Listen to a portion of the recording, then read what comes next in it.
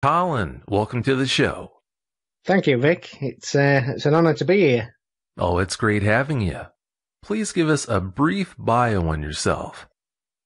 Well, Vic, I grew up in a small fishing village. Well, it's a small town actually called Widensea.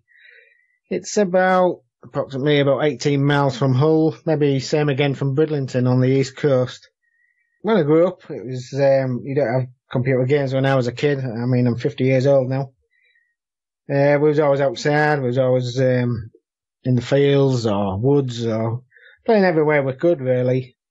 My father was a handyman. He did trade, and he was also a game man. He used to go shooting, so he used to take me with him. And I'm no stranger to the outdoors. When I sort of like left school and everything, I used to be reasonably fit. I used to do a lot of running, and that was in the countryside. I got into backpacking. I got into woodmancraft and all sorts. So the outdoors is no stranger to me. Well, I thought I'd seen everything until like a few years back, and things started to unfold. But that was it. It's just a normal seaside town. Everybody seemed to know everybody. It was in the 80s, basically. I grew up, and it was absolutely fantastic time, to be honest. But that's me. And now I live in a little village just outside Hornsea. I work full time, amateur photographer now. So that's basically my life. Quickly passed through it there, Vic. Well, you definitely sound like a well-rounded guy to me. Colin, you got into Sasquatch when you were 14. Please tell us about that. Yeah, I saw a program. I think it was on the BBC. We only had 3 channels in then. I think it was about I can't remember the exact date, but it was 1979, 1980, somewhere on there. And I saw it on the BBC, and as soon as it come on, I just was memorised by it, to be honest. It was going through different encounters. From Canada, Alaska, there was all over the US. And I was just absolutely glued with it. And it just would not leave my head after the program. We didn't have the internet then. A magazine came out called The Unexplained. So I started buying, I think it was once every fortnight if I remember correct. So I collected all them, and the more I read about it, the more I was just intrigued about it. The biggest ambition was to come to America and do some of my own investigations, but family and job and everything always gets in the way, I suppose. But yeah, when the internet come along, it just opened up a total big can of worms. It was unbelievable. The amount of stuff out there and the amount of sightings that people have seen is absolutely unbelievable. But yeah, I really, I believe in it, Vic. Once you found out about the Sasquatch phenomenon, it was like a whole new world opened up for you. Yes, it was. Yeah, it certainly was. I mean, nowadays, some of you good listeners, I'm sure they use YouTube, but I use it a lot. Some of the sightings, some of the guys out there that's actually investigating are absolutely brilliant. They're doing a really good job. Some of the video evidence, obviously, is a bit hit and miss, but some of it's really spot on. You started researching U.S. dogman cases about 3 to 4 years ago. You didn't get into UK dogman cases until about 2 years ago, though. Why the delay? Well, to be honest, even though I've seen 1 or 2 on the YouTube over the years, I didn't really sort of like make any connection, or I believed in it, but not totally, not 100%.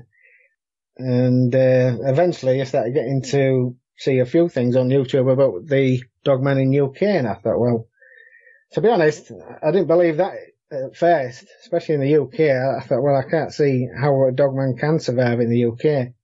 Until I started looking into it, and a bit of my background with walking and backpacking, and I thought, well, I suppose it is possible. And the more I've looked into it, the more I'm 100% that there's something out there. What it is, I'm not sure. I'm no expert, obviously, Vic, but the evidence is just overwhelming. It's absolutely, the witnesses. I mean, to be honest, I talked to Paul Sinclair, which, obviously from your episode, I think it was 62, 1964. Yeah, I mean, you can correct me there, Vic. But, I mean, Paul, some of the people that he's interviewed are real top-notch people. There's like barristers, etc., and people of the community that are really high up. Some that I've spoke to is absolutely... There's one that's involved with the police. Now, I'm sure if that's the last people that are going to start lying, but there's no point in lying, to be honest. They aren't gaining anything out of it, so... But the evidence is out there. When you tell people you investigate dogmen, what kind of responses do you get? Well, it's a mixed response, Vic, to be honest. Some are actually intrigued and wanted to know why and how and what goes on and how many have I seen them, and you get all sorts. And some, I'll give you an example. I've got some details of 3 guys. There was on the Beck, there's some boats on the Beck. People actually live in these houseboats, and I got told which one to go to. And I ended up talking to this guy, and then the 2 guys come across, and I was just telling them what I'm up to and what I'm looking into. And I didn't actually mention a dog, man. We started chatting, having a bit of a laugh, and so I said, do you know anything about the dog, man? With that, you just could have cut the air with a knife. They just didn't want to know. They just basically was trying to get rid of me. So I thanked them anyway, and I left. It was just strange, but I do get that a lot. Like, here's a nutter. See you, mate. But you can't blame them, really. I mean, when you grow up when you're a kid, it's, get to bed, it's the boogeyman will get you.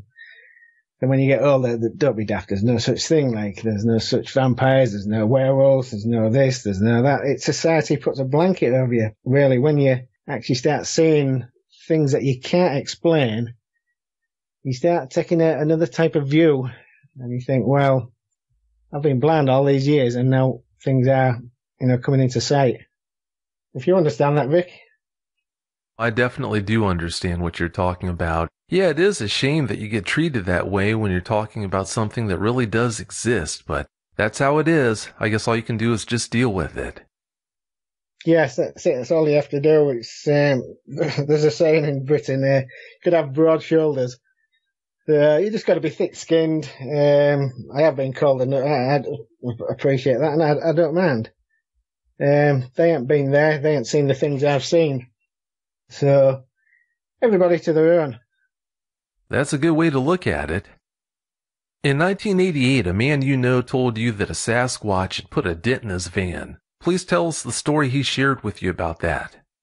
Yeah, okay. I can't remember the gentleman's full name, and I don't know if I could give his name out anyway, but he worked for an electronics firm in Hull, in the city Hull.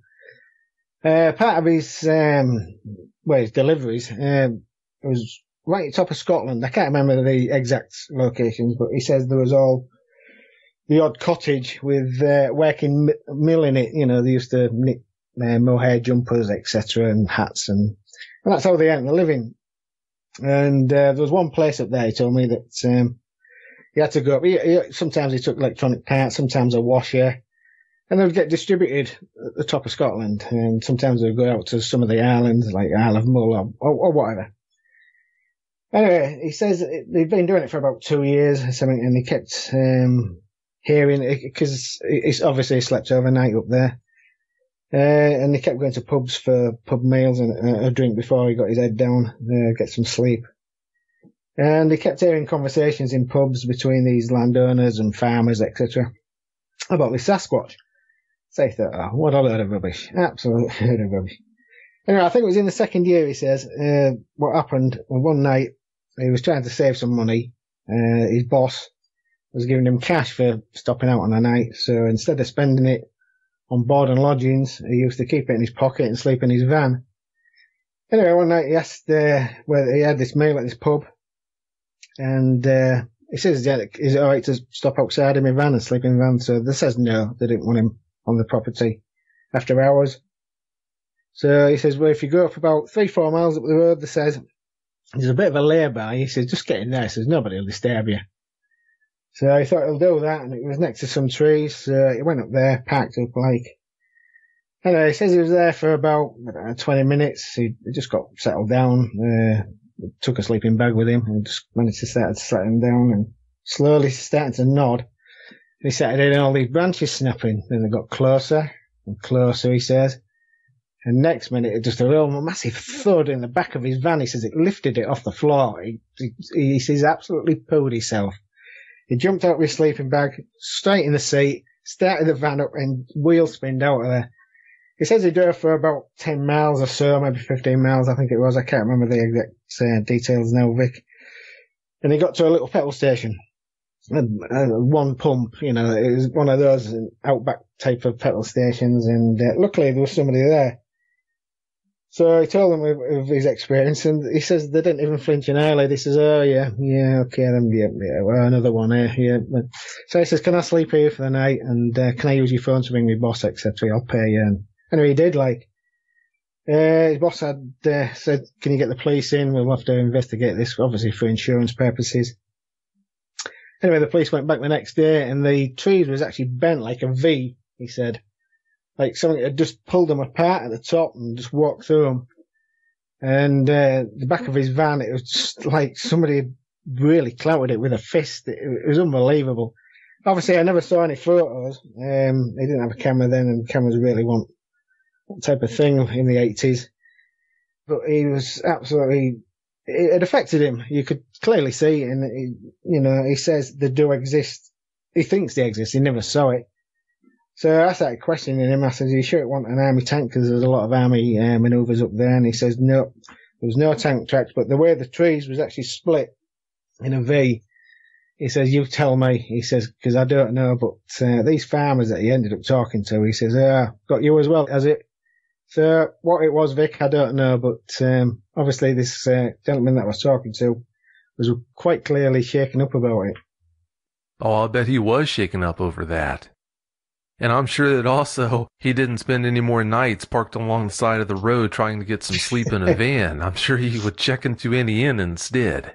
Yeah, I think, I'd be checking in. I know. Straight after that. Yeah, I would be too. You struggled for 2 years to get over your first encounter. Please tell us about what you went through trying to get over that encounter. Well, to be honest, I couldn't understand what I was seeing. I know what I was seeing, but I think my brain at the time just wouldn't accept it. Like I said, you was brainwashed. I was brainwashed. And I kept thinking, it must have been a trick of the light, I don't know. But about 2 weeks after, maybe 2-3 weeks after, I started thinking about it more, and it got worse and worse, and I started to have nightmares, really bad nightmares. I used to wake up sweating. I remember actually waking up one night and I screamed. In my dream, this thing come over this gate. I'll tell you a bit about the story later, Vic, but this thing that I saw come over the gate and got me and started attacking me, and that's when I woke up in my dream and started screaming, and it took me a very long time.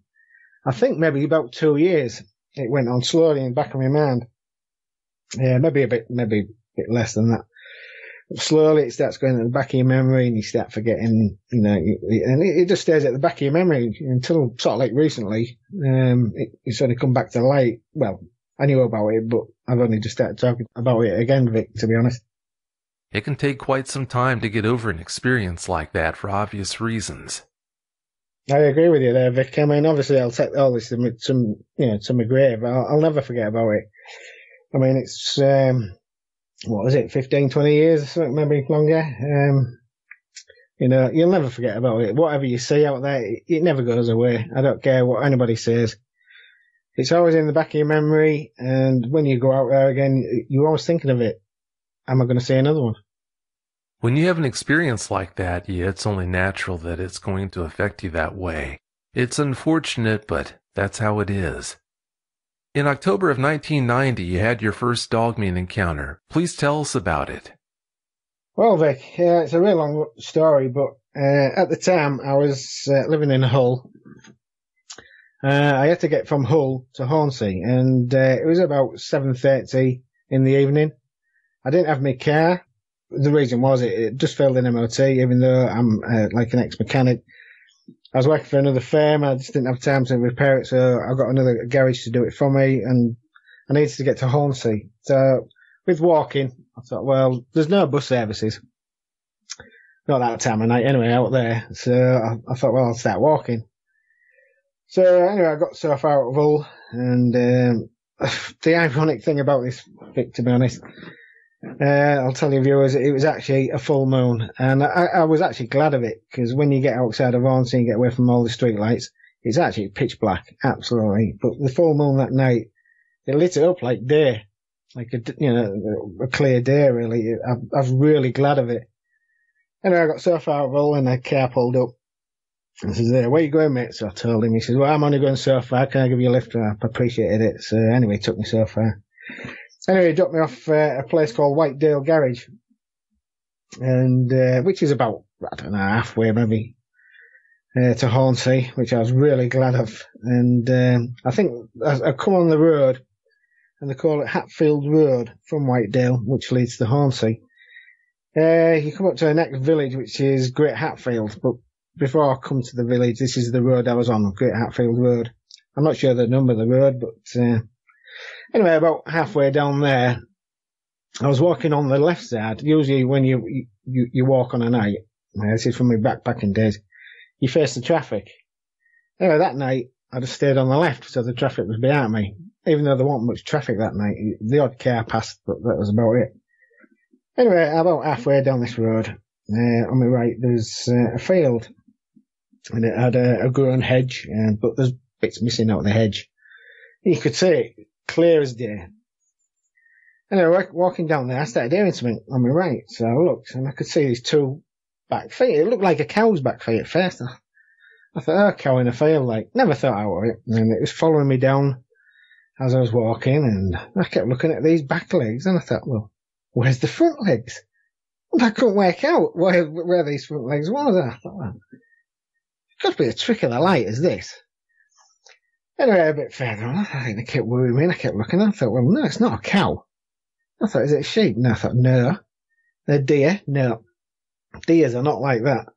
And I just couldn't work it out. And I thought, well, it was all black, and it was definitely walking on two legs. I just could not see the two front legs, and I thought, what the heck's wrong with me? Am I tired? Anyway, we got a bit further up, and this must have continued on for a good 5 minutes, maybe 6 minutes or so. Anyway, as I was walking up, nearly approaching Hatfield, Great Hatfield, there's a pub on the corner. I think they call it the Rye Garth, and I could see it in the distance. Anyway, just coming up, with it being light with the moon, with the light, and I could see this gate all coming up. Anyway, just started to approach. I thought, well, I'll find out what it is in a minute. And I must have had about another 5 steps to go, maybe something like 6 steps, and I heard this car coming up behind me. Anyway, so I stopped, stood on the grass verge to let this car go by. And the car goes shooting by, and next minute his brake lights come on. Next minute I saw his race lights come on, and he come hurtling back, and the window goes down, and he goes, Cole? Well, nothing, heck, hey, Rob. There's a friend of mine from Hornsey. He says, what are you doing out here? That's a long story. I need to get to Hornsey. Get in. So I jumped in, and as I did, I looked over to the gate, and something that was stood there. I didn't see its face clearly. I could not describe its face at all. I thought, what the? And then we started driving off. I said, Rob, stop, look at that. He goes, what? And he goes, what? I said, that. Anyway, he drove off. I said, you see it? No. I said, there's a dog. I'm telling you now, it looks like a dog. Stood there. He says, stop being stupid, Carl. He says, I think you need some time off. I said, no, I'm telling you, Rob, there's a dog stood there. Carly says, you're being daft. No dog stands there. No dog stands on its hind legs. So I thought, yeah, he's right. He's got to be right. So that's it, I let it go. Anyway, when I got to Hornsey, I kept going on about it, and he says, look, do you want me to bring you back? I said, no, don't be stupid. I says, forget it. I said, forget it. He says, you going to be alright? I said, yeah, fine. And that was it, really. That's all I saw. But like I say, after about 2, maybe 3 weeks, I started thinking of more and more of it, and it started to worry me, and I thought, what was it? Could it have attacked me? And more answers. The more you think about anything, Vic, the more questions and answers, that you want to know. And it's just going on and on. I mean, like me investigating all these dogman sightings, it's like looking at a tree. You go up the trunk and you think you've got one question. Next minute you come to a branch and it splits off maybe 2, then 3, then 4, then 5. Oh, next minute you've got about 20 questions to ask and you just don't know where to turn. And you're looking for the answers all the time. And they're not there. And I think that's very frustrating, but yeah, my first sighting, and that's basically what happened. I didn't get attacked. I just saw what I saw, and I can't explain what I saw. And I can't put them legs to any known animal I have ever seen. Now, like I say, as you know, I've backpacked, I'm into wildlife. I actually study wildlife, and I have never seen any legs that I can put them to, apart from dog-ish legs. That's all I can say, Vic. I can understand why you responded the way you did. That's not easy to deal with. How long did you wait after you told Rob what you had seen to tell anyone else? I think it was the very next day. I worked with this guy, obviously, again, I won't say his name. He was quite understanding, to be honest. I liked working with him. Anything he told him, he always sat there and listened. So I told him, and he says, well, yeah, I believe you, he said. And I said, oh, right. I didn't know if he was taking the mickey at the time, but I knew him that well that I knew he wanted. I just thought, well, he is a good listener and it's got off my chest. And I did. I've got to admit, anything that you say to anybody else, it does get off your chest. There's a lot of mental issues in this world, for one reason or the other. So when you see something like this, actually talking to somebody does really help. These are two friends. And that was it, but it did affect me. I think you need to talk to somebody professionally if it does get on further, which I didn't. Going to a doctor and saying, excuse me, I've seen a werewolf, I think I need some help. Don't go down too well. Yeah, that definitely doesn't seem to be the best course of action. I think after them 2, maybe 3 weeks or whatever, I kept thinking about it. I did realise it was something that it's not supposed to be, maybe not what's supposed to be on this world. They maybe belong here same as us, you know, what right do we have to be here? Just like them, you know, it's, they may be on the earth before us.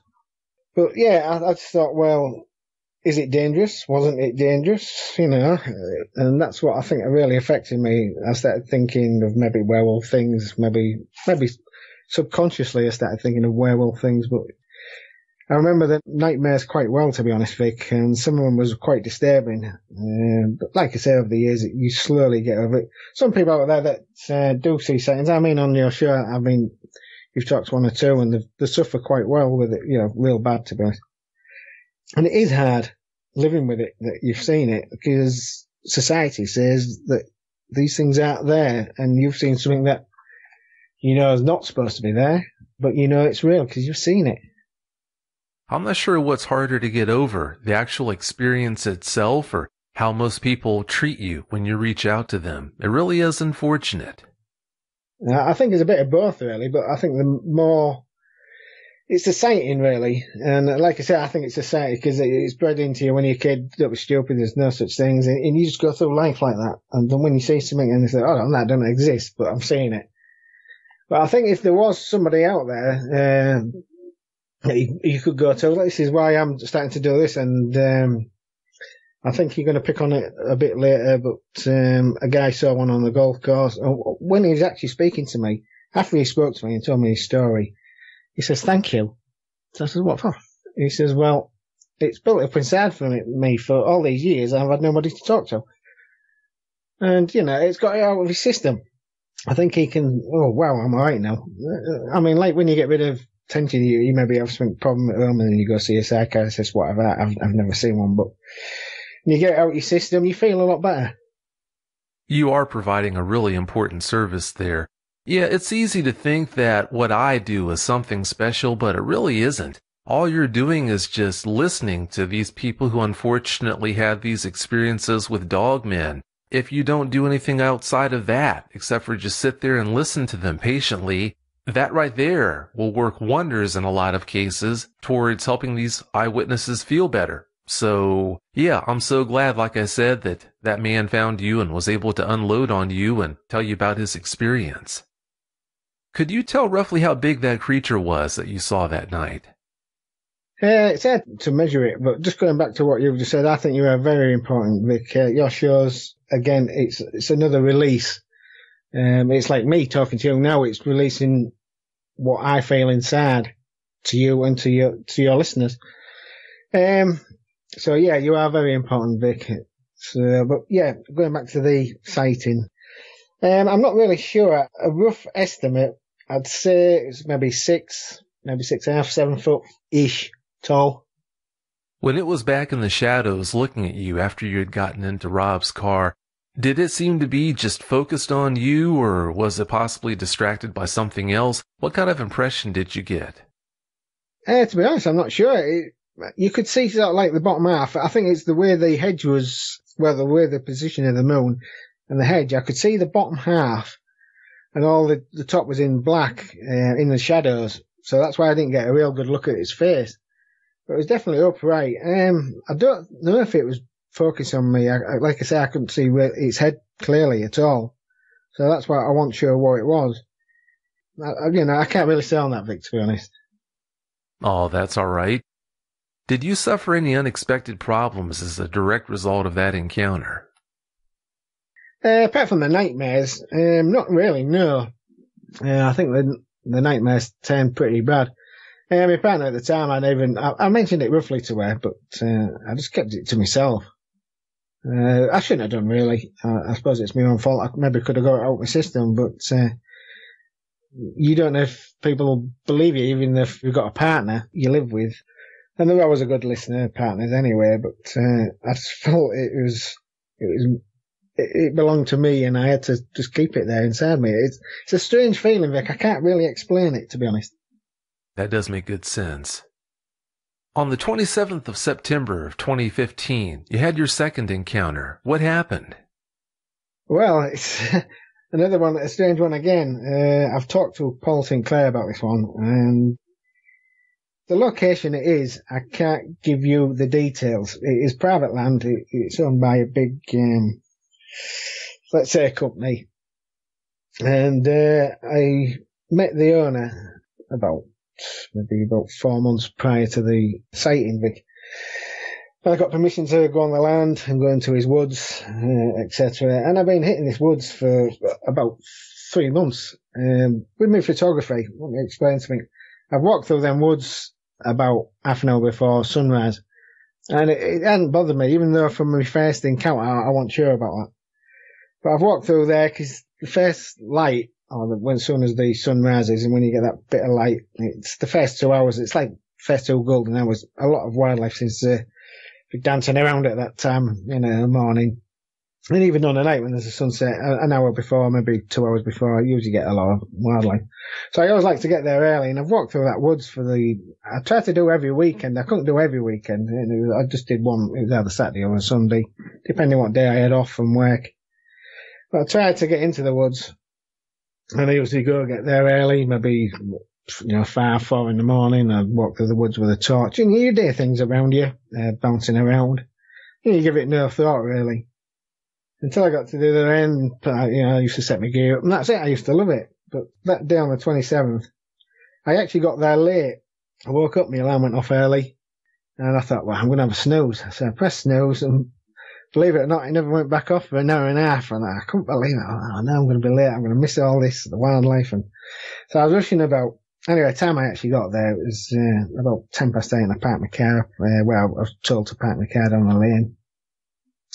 Well, I trundled off. It's about about half a mile walk down this narrow track. And you come to the woods. Anyway, as I was approaching the woods, I adopt me walk. An old guy taught me this a few years ago, funny enough. And how to try and walk silently.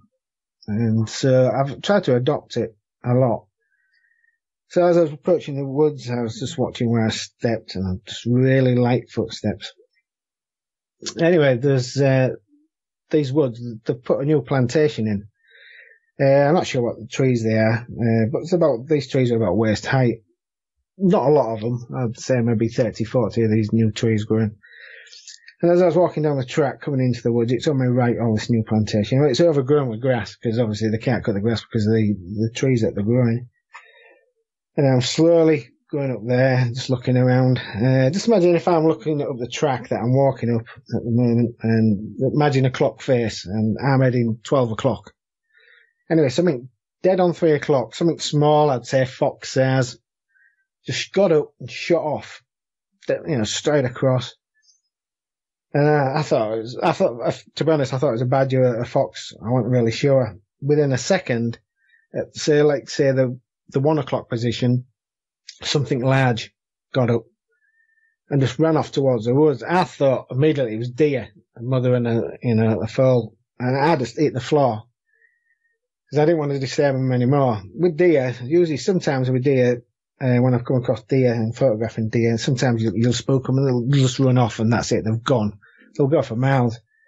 Sometimes they'll go so far and they'll stop and they'll look round to see what's there, like what's chasing them or anything like that. So I was hoping that's what would happen with this. So there I am crouched under this long grass, like, I thought, well, I'll give it about 20 seconds or so. I slowly rose up. Couldn't see anything. Couldn't see any deer. So I thought to myself, I'm going to sneak through the long grass, because it'd be a perfect picture if I could get this deer's head above this long grass. I thought it might make a really good picture. So anyway, I started walking through this long grass. I must have got in, I don't know, about 10, 12 feet or something. And I come across this biggest pile of poo that you can imagine. And it was a meaty poo. I mean, I used to keep dogs. My parents used to keep dogs. I mean, I've seen all sorts of poo with being in the wildlife, game type of thing. And I couldn't put it to anything. And it really scared me because of the amount that was there. And it was definitely a meaty type of poo. I'm no expert on poo, Vic. I don't know what it actually come from, but I could tell it was like a meaty. And I tried to judge how old it was. Like I say, again, I'm no expert. And I thought maybe from 24 hours at the most. It was still slightly moist, but starting to dry out a bit. Anyway, I looked to the left and the grass had been flattened down in almost a perfect circle. It was about 3.5, 4 feet across, I think, a rough guess. I thought, what the heck's been laid on that? I thought, what the heck? Then I thought, Cole, stop being stupid. I've had to go to toilet when out backpacking. When I have my backpack on, there's always a toilet roll in my backpack. So I thought, there's got to be a twitcher here, a bird watcher. We call them twitches in the UK. I don't know what you call them in the USA. I thought, I bet he's been sat here. He's got cut short. He's had to do it. That's it. We've all, well, a lot of us have been there. I've done it several times over the years. You just get cut short. So I thought, all right, that's it. Sorry. So I thought, well, I'll get back on track, get through these woods and get to the other side where I wanted to be. Anyway, so I started walking. I come out with the long grass. And as soon as I come out of the long grass, I just got this burning sensation. I've been watched. So I was looking around to see if there's anybody around. I couldn't see anybody. I don't know, it's about maybe 200, maybe 300 yards for flight. And you went into the woods, but you go over like a little stream. There's like a little bridge. As soon as I got to that bridge, the burning sensation is unbelievable. And every time I've been in that woods over the past 3 months, no matter what time of day it is, it's always activity in there, bird activity or whatever. You hear noise. As soon as I got to that, it was just deadly silent. It was just like I walked into a soundproof room. You couldn't hear anything. It was really weird. But the sensation of something watching me was absolutely overwhelming. And the air started to come on the back of my neck and I started to get this smell. Paul asked me what the smell was. And I said, it was like a wet dog, but it was hard to describe the smell. It was, like I've been to public toilets, obviously. I'm a driver. That's what I do now. I drive a wagon. And some of the toilets you go in are absolutely disgusting. And that type of smell, not clean toilets. It was real. I thought, what is it like? And I kept looking in the dike that was crossing the little stream. Stinks. But I still, all the time, I was getting this burning sensation. And I come across this little footbridge. And on my right again, this is where this large thing that actually ran. This is the area. And I come across the little footbridge, and on my right it's all bracken and brambles, and it's all overgrown. And I started walking down there, and I could hear footsteps be at this bracken. And I thought, what the heck is that? So I stopped, and it like a couple of footsteps, and it stopped. So I walked again, and then it started again. You could definitely hear it. It's snapping branches, and I stopped. It stopped. So I thought, well, there's got to be one of the wardens, one of the guys that looks after the land there. So I shouts over, I says, oh, it's Cole. I says, photographer, I have got permission to be on here. How was that like? No answer. So I shouted again. Still no answer. That was strange. So I thought, well, let's go. And I started walking again, and then you could hear it. So I stopped again. It took like maybe 1 or 2 steps. Stopped. I thought, definitely something there, like. So I got on all fours to see if I could look under the bracken, and I could not see anything. It was that thick and overgrown. I mean, it was just unbelievable. You just couldn't see anything. So I got back up, and all the time there, my neck was standing up and my heart was beating. I just felt like I was in danger. Is the best way to put it. Anyway, I thought, right, I'm going to get out here. I'm going to continue on to the other side of the woods, like, and I started walking. I heard it walking, but after about, I don't know, probably about 200 yards, this bracken come to an end. You could definitely hear it walking. Anyway, some bits was missing. They started to thin out this old bracken and all the brambles that was overgrown. And I just got an image of something black, and it was big black. I don't know what the heck it was, and I thought, right, my heart went in my mouth. I thought, oh no. And I was absolutely petrified, to be honest with you. I was trying to keep me cool. I was trying to not to show fear, even though I was shaking, literally shaking. I couldn't even hardly hold my camera. Anyway, I tried to keep me cool and that, and I started to walk on. All the time I had this burning sensation that these eyes was on me. Anyway, as I was walking up, I kept stopping and looking through my camera, through the viewfinder on my camera, pretending I was just trying to take pictures, but I was always kept looking at this spot. And I never found anything. But I think it goes for about 1/4 mile to the other side of the woods, and there's a hard. Somebody's built this little hard, bird hard, and I've used it a couple of times before that. So I got in it, and you can actually lock the door. I shut the door, and there's I'm not missing out one of the planks, and I just put my eye against this plank, and I must have sat there for about 6 minutes or more. I was just absolutely petrified, and I was waiting for this thing to come out of the woods. And after a bit, I didn't know what to do. I was panicking. I started to sweat, and I thought, oh, calm down, Cole, calm down. It's probably some guy up there, that's all. And I thought, oh, calm down. And I did. After, must be about 20 minutes, I started to calm down. I got my flask out, I had a cup of tea. And I thought, do I go home? What do I do? Anyway, I decided to stay there, and I set my camera up and everything, got the tripod out, and I just sat there, but I just couldn't focus on the wildlife. Like, this thing was running through my head all the time. And about 2 hours later, I heard the dog, and my heart went in my mouth. Luckily, it was one of the wardens that look after the land. Anyway, I let him in, and he says, I thought it was you, Cole. And I says, yeah, how are you doing, like, He said, I thought it was your car at the top of the lane there. So I says, can I ask you a question? He says, oh yeah. He says, I says, you weren't in the woods earlier, was you? No, I've just turned up. Was one of your staff in the woods? No, don't work Sundays. So I said, oh, right, okay, all right then. And I left it at that, and I said, well, I'm packing up, I'm going home now, and I just packed up. And I walked past up that way, because you had to get back onto the track to get to my car, and it was just like a summer's day, the birds were singing. It was just like nothing ever happened. And what kicks me the most, to be honest, Vic, when I go home and that, and later in the afternoon, I was laid in the bath, and I thought, why not take a picture? Why did I not take a picture on my mobile phone? I know my camera wouldn't have done it, because I use a 600mm lens, and I'd have to be quite a few yards back to actually take a picture of all this flattened grass and the pool. But it just did not occur to me at the time to take a picture, which that would have backed it up. But there was definitely something bipedal there, and I don't care what anybody says. There was two. There was a large and a small one, so I don't know if it was maybe a mother in a cub or whatever you call them. But it was just deadly silent. And the burning sensation, I've never ever felt anything like that in my life. And I've got to admit, it did scare the heck out of me. And that's what got me into doing my own investigations. After a few months, I thought, I'm going to look into this, because I started to have nightmares again. But now I've started to investigate, these nightmares have started they've gone, really, to be honest, Vic. But yeah, it was weird, even though, again, I didn't see it. There was definitely something behind this bush.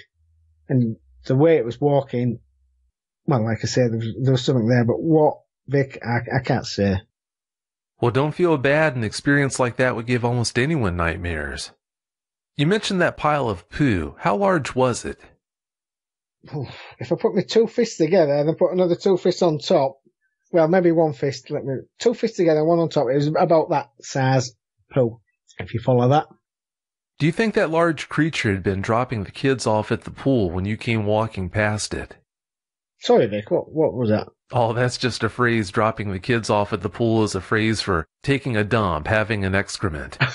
I have never ever heard that before, Vic. I don't know. There was, like I say, there was definitely something on my right that took off, something small. I'd say small dog size, maybe fox size. And like I say, within a second, something large. That's what I thought straight away, deer. That's why I hit the floor. I didn't want the deer to see me. I didn't want to spook them anymore. Obviously, I don't think it was deer, to be honest, Vic. Yeah, sure doesn't sound like deer to me. When you heard the large creature get up and run off from your 1 o'clock, how close was it initially? I'd say roughly, again, yeah, about 10, 12 feet into the long grass. I just saw a flash. Because I was looking forward at the time. Well, I looked at the one on the right, the small, and I thought, it was a rabbit or a fox. And I just flung my head back to the track, and with that, the flash, it definitely running through the grass. You could see all the grass parting, like it was on all fours. It wasn't upright. It was on all fours as it ran through. Yeah, that is too close for comfort. Way too close.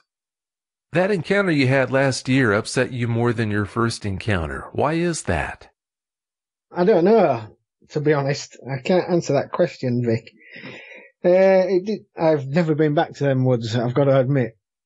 And going out on a night and doing my photography early hours in the morning, I still haven't done that since then.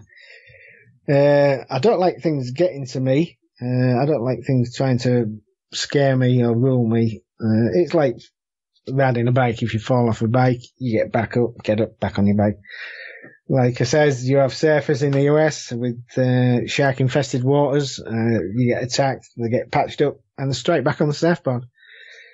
It has affected me, but I'm trying not to let it bother me as much, even though when I do go out, I'm thinking, what is around the next corner? And it is always in the back of your mind. But as going out on a night on my own or walking through them woods early hours in the morning, it's a tough one. I don't know if I'd do it. I'd do it with somebody else if I had some company. On my own, I'm not 100%, Vic. Almost anyone will have trouble doing something like that after having those experiences. Do you think another encounter just might push you over the edge? No, to be honest, I'm trying to have one. I keep looking for this alleged creature, beast, whatever you want to call it, a dog man. I keep looking for it. I want to gain some evidence. I'm just hoping, I do want to see it. The next one, no, I don't think it will put me over the edge, but I can't answer that until it actually happens, Vic. Yeah, I guess that is one of those situations where you never really will know until you're faced with it. Do you have any idea why you had that second encounter when most people never even have one? To be honest, I don't, Vic. I seem to attract things. I don't know why. I have this ability. I have one for blowing my own trumpet anyway. But every time I go out, I seem to have a bit of I don't know if it's the right word. Like a sixth sense. I can be walking, and next minute I'll just look to my right, real sharply, and there'll be a fox there or something, and it'll be another field. And I just get this sense all the time, and weird things happen. I've had birds of prey fight in front of me. They could have chose any part of the field. And, I've had all sorts of weird stuff happening in front of me. And why? I don't know, Vic. I can't answer that. Maybe one day I might be able to answer it, but, it's one of them mysteries of life that you never, get the answer for that one, Vic.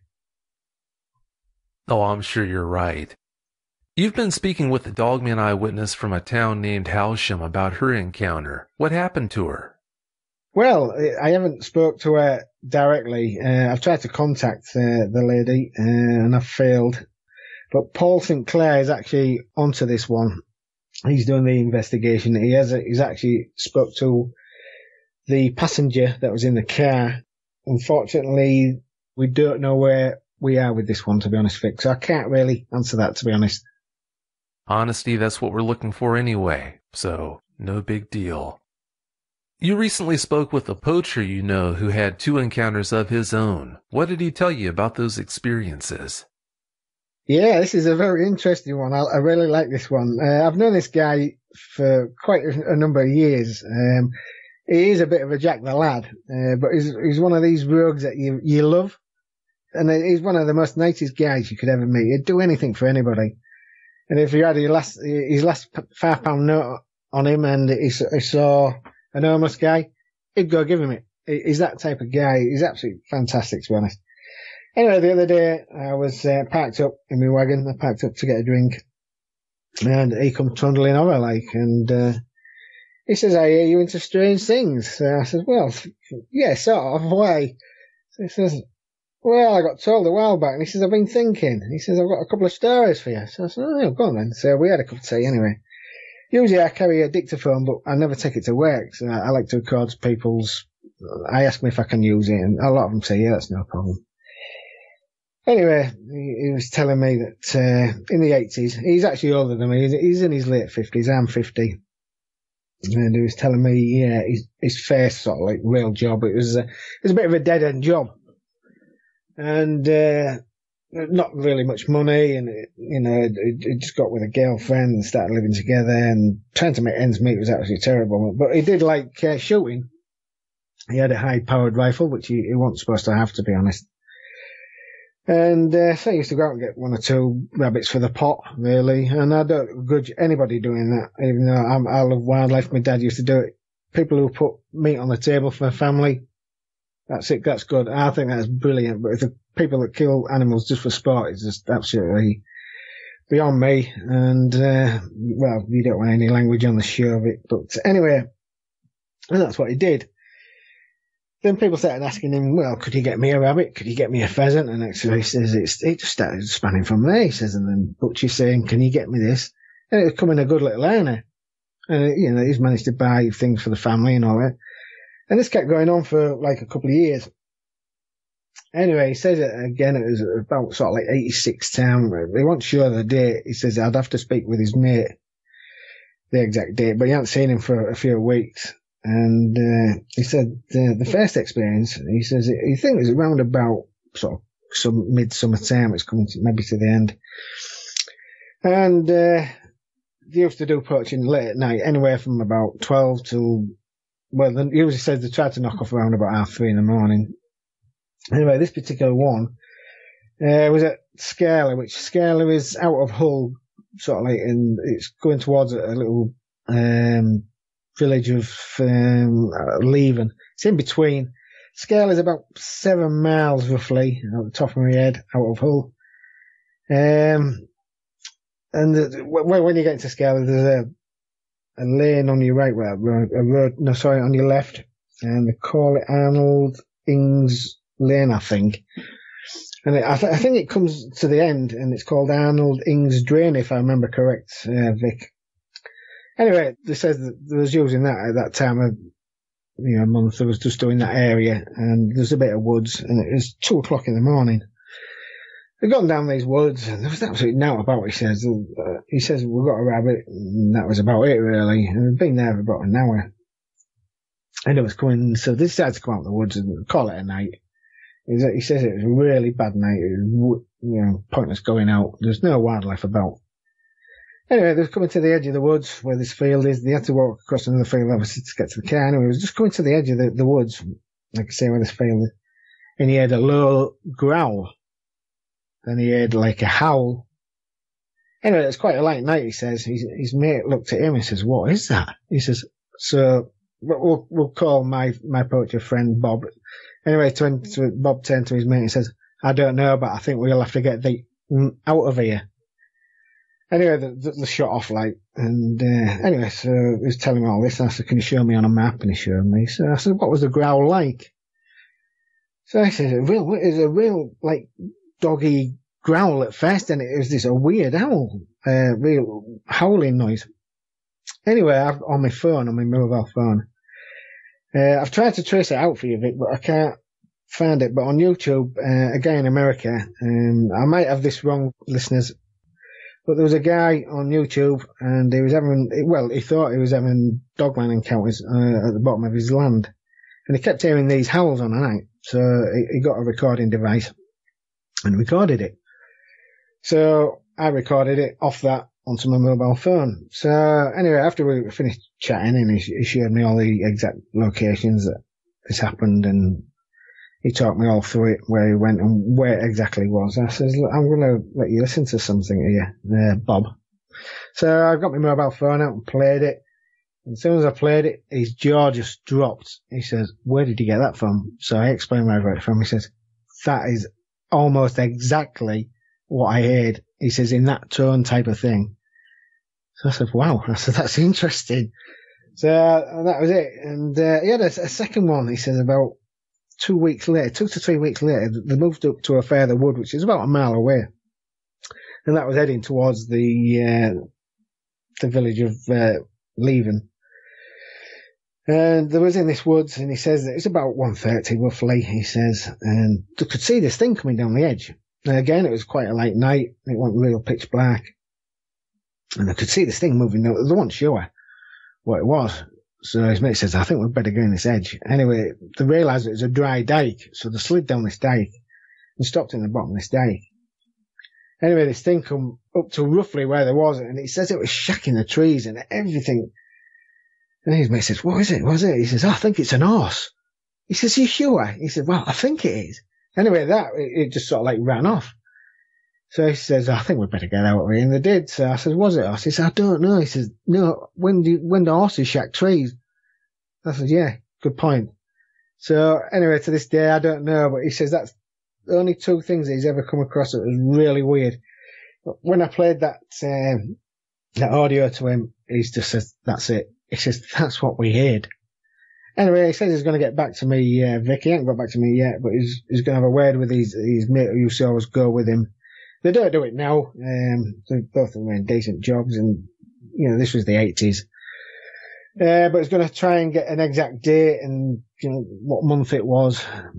So I'm looking forward to that, just to record it into my books anyway, Vic. Do you think the fact that he had those two encounters had anything to do with him stopping poaching? No, I did ask that, to be honest, Vic. He says he did continue on for another couple of years. Then, like I say, he got a decent job and it just fizzled out, really. He cut the gun up because this high-powered rifle that they weren't supposed to have. That's why I can't obviously name these gentlemen. So no, I don't think it did. He's the type of guy that he doesn't scare easily, really. Like I say, he's a bit of a Jack the Lad, and when he was younger, he was always in fights, so he doesn't scare. And I know he doesn't scare, but he's the most gentlest guy you could ever really come across, to be honest. Once you're a friend of him, you're a friend of life. So, like I said, I've only known him for a few years, but personally, I don't think that did scare him. You mentioned twice that you know Paul Sinclair. How did you meet him? Well, it started with my investigations. When I started doing investigations and I started getting websites up and reading into other people's stories, Paul's name kept cropping up.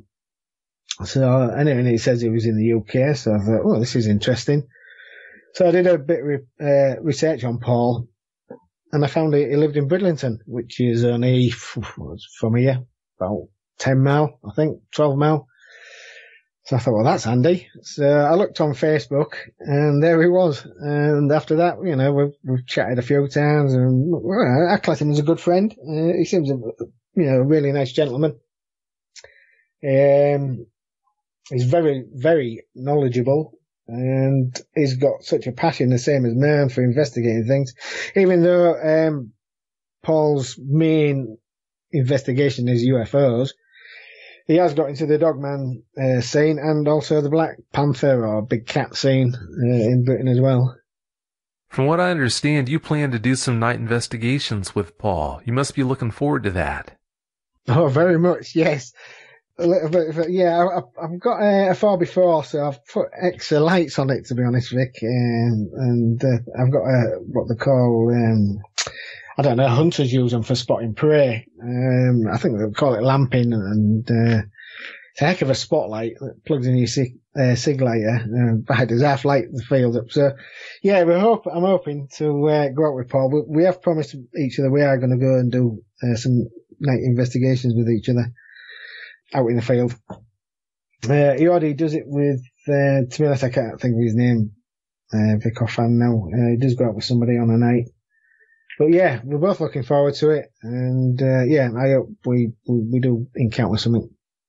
Paul is a good man. I can't think of a better man for you to go out there and look for these things with.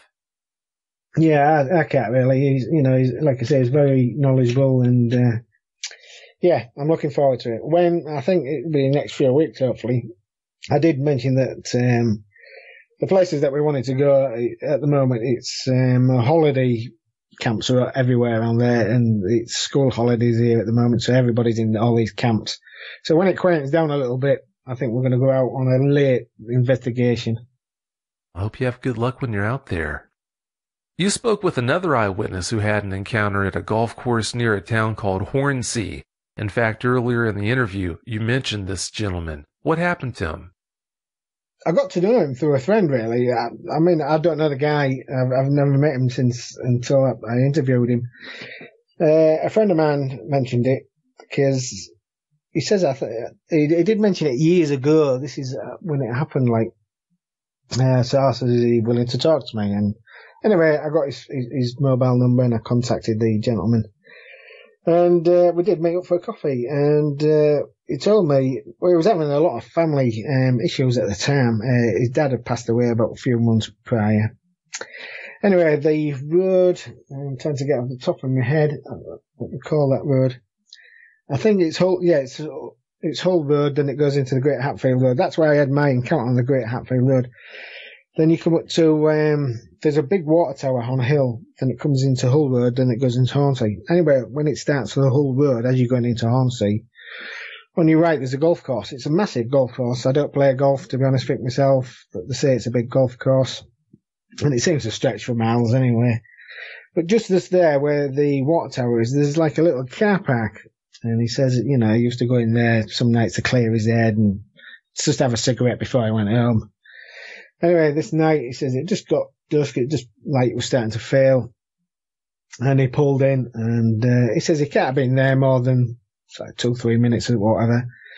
And next minute, this thing just walked past. It's all fenced off, but he says it's one of these fences, lap fences that you can see through and everything. He says this thing just walked past the front of his car, and he says it was bipedal, it was upright, and so I says, well, can you give me a description? And he says, well, the best way I can describe that, he says, them breed of Irish wolfhounds. And I says, yeah. He said, it was one of them on legs. So I says, right. I never asked him what he meant by legs, but obviously he must have meant he was stood upright. But I should have asked him. I mean, I'm pretty new at the interviewing game, but when he says legs, does he mean like human legs, or does he just mean it was upright? But like I say, after the interview, when he told me all that, he says it did scare him. Well, he says, I wasn't sure if somebody was messing about. He says, I looked around. There was no one else around. And it just walked off down the golf course. So he thought, is somebody playing tricks? Is it somebody in a costume? And he says, again, it's maybe like me, it started to play on his mind, and it did start to worry him. When he got home, he told some of his family, he told some of his friends. That's why he wants to keep his name secret. And he says he got absolutely ridiculed for it. He says it must have gone on for weeks, and he says how sick of people just taking the mickey, he says. And the next minute I turn along, and he talks to me, and he says, to be honest, he says, thanks. He says, it's got out my system and it's got off my shoulder. He says, I feel like I feel a lot better. And I thanked him, and that was it, really. That's all I can tell about that one. I never have heard of one that looked like an Irish wolfhound on two legs. That's awfully strange. I've got to admit, Vic, I mean, all the videos and the blogs I've read and that, nobody's mentioned that. It's all like, well, okay then. Yeah, that is pretty strange. Well, it's about time for us to get out of here, Carl. I really do appreciate you coming on, but before we do you have any closing comments you'd like to share? I can't think of any offhand. If anybody is interested in this, obviously, yourself, Vic, is the guy to contact, and you point them in the right direction. But obviously, I followed you for a while, Vic, and I've heard a lot of people say on there, don't go looking for it. It's maybe good advice, because I know these things can attack, and if you believe in it or not, just stay at home on night, maybe keep safe. But the most important thing is, just don't have nightmares over it, really, and if you do, seek help. Those are really good words of advice. Thanks again so much for coming on the show and sharing those experiences with us. I really do appreciate it. Hey, welcome, Vic. It's been an honour to be invited onto the show, to be honest. It really is a big event in my diary, to be honest, Vic, and I appreciate what you've done for me too, and it's been a pleasure. Thanks again so much for coming on, Colin. I wish you nothing but the best. Have a great night. Thank you. Thanks. Bye-bye, Vic.